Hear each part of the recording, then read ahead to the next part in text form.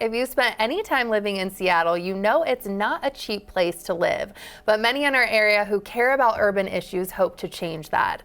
Michael Eliason is the author of Building for People, Designing Livable, Affordable, Low-Carbon Communities. And he's got an author event tonight at the Elliott Bay Book Company. But first, he's here at New Day. Welcome, Michael. Thank you for having me. Yes, so tell me about this book and why it was so important for you to write it. So I worked in Germany for a couple of years and realized that the way that we're designing housing and cities in the US is drastically different, radically different from other places. And it's everything from how we access our units, so stairs actually play a fundamental aspect.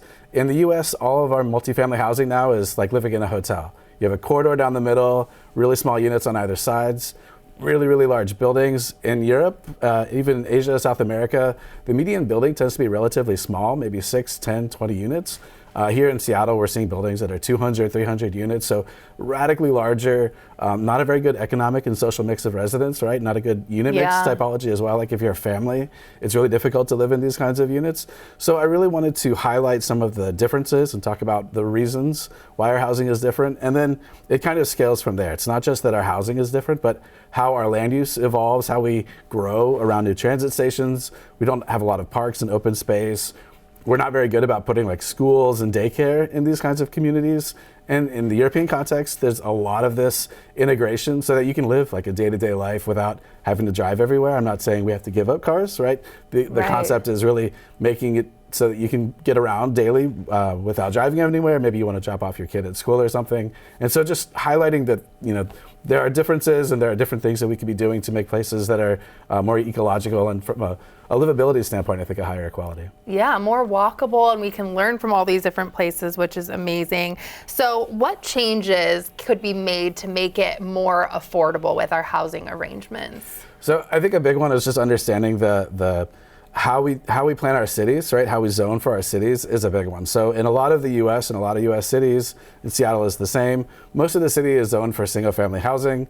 The state has changed the legislation, so with HB 1110, we could do small plexes and 4 or 6 unit buildings. So I think broadening kind of the zoning around transit is a big one, so opening up more areas, unlocking more areas. Also just investing in more affordable types of housing. I serve on the board of the Seattle Social Housing Developer.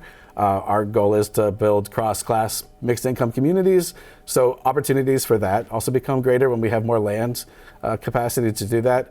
Another really funny one is in basically the rest of the world outside of the US and Canada, the typical urban housing is a single stair building. So you have one stair, one elevator core, and just a couple of units around it. You can get daylight on 2, even 3 sides, right? So it's like living in a ranch house or something like you would see in Seattle. And so it's almost a direct substitution for that. Whereas here, we don't really get those opportunities. And these buildings end up being more smaller and more compact, but because you have daylight on multiple sides, like it doesn't feel like you're living in this cramped space. So you can make do with like a smaller unit, maybe like 1,200 square feet or 1,000 square feet for a 3-bedroom. An apartment here, because of our building codes and the double loaded corridor, ends up being significantly larger. So you're having to pay a lot more money, either rent or to buy, versus that condition. Wow, so interesting. And I want to talk about too, I understand planning would lead to better public health outcomes. So talk to me about that a little more. Yeah, in the US, we tend to focus most of our dense housing on arterials, on highways, right? These are really toxic places, they're loud. So from a public health standpoint, air pollution, noise pollution, cardiovascular effects, dementia, so designing places, planning places that take these into account and try to mitigate this. Maybe we don't put the transit station directly on the highway or allow denser housing off of arterials so that people can live places that are quiet, that are more amenable to like living, a high quality life. Access to transit is still there, but you're not directly focused on it. And so that's a big portion of the book. My wife works in public health, is highlighting that the way that we plan our cities can take public health better into account.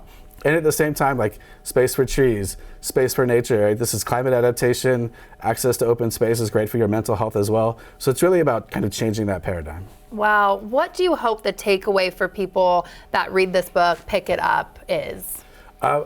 Really that we can build a better world, right?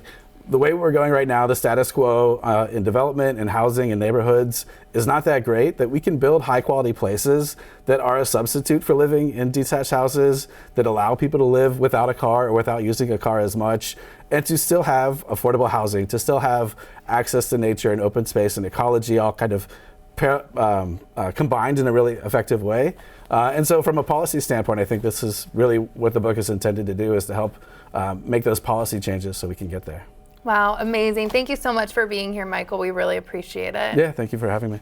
And just a reminder, Michael is holding an author event tonight, Tuesday, March 4th at the Elliott Bay Book Company. Check their website for more information.